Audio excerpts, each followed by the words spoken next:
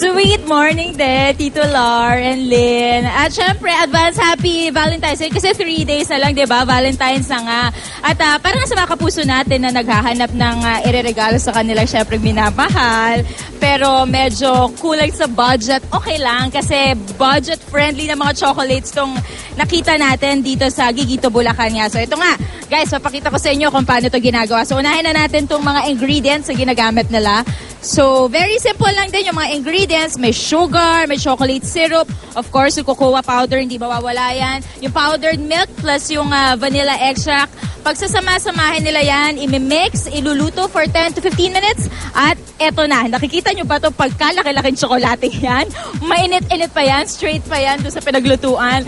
Eto po yung magiging outcome niya. Now ito, mabilis na tumigas yan. 15 minutes tumitigas na. So, kailangan i-cut agad ito into 3.5 grams, if I'm not mistaken. At yun yung ilalagay nila dito sa mga molde. Ito yung mga molds. Kung makikita nyo, para may mga diamonds, yung kanyang design. Tapos ito nga yung magiging itsura niya kapag na-transfer na yung chocolate doon sa ating mold. Now, ito, syempre kailangan ma-flatten siya para mabuo yung mold natin. Kailangan itong padaanin dito sa kanilang roller. So, susubukan ko. Sana tama. Kung hindi, may isang reject. Medyo may kahirapan siya. Ay, kuya, paano ba to? Pwede bang patulong? Ayun! Well, obviously, sira yung ginawa ko. Reject nga siya. Pero ito yung tama. Pakita natin yung tama.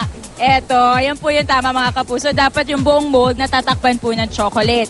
Now, itong mga tapos na ganyan, actually, pwede nang kainin yan eh. Pero para mas mag-set daw yung flavors, i-cure nila ito for about a day, mga 24 hours. Isa-stock muna nila dito sa kanilang mga big tables at hayaan nga nila mag-cure yan for 24 hours po mga kapuso. So after that, after a day, eto na. Syempre, ready na siya para doon sa ating cutting area. Now, dito sa cutting area, pakita natin. Etong ginagawa nila kuya, nakikita nyo kasi yung mismong chocolate natin na nag-set, medyo may excess pa siya sa mga gilid-gilid.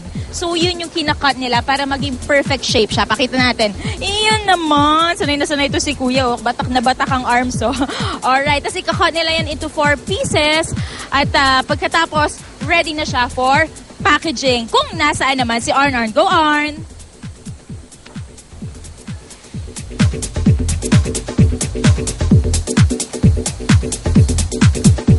Hi, Mon!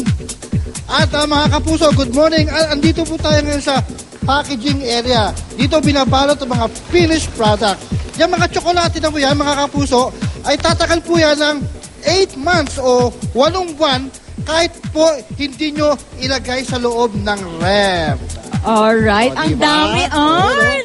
Oo, ang sarap niya. Naku, perfect talagang pagregalo ngayong Valentine's time. But anyway, mamaya mga kapuso, ipapakita namin sa inyo yung iba't iba pang dishes na pwedeng lagyan ng chocolates. Aba, marami pala yan. Sa pagbabalik po natin, dito lang yan sa Bulacan. Balik muna tayo sa studio para sa unang balita.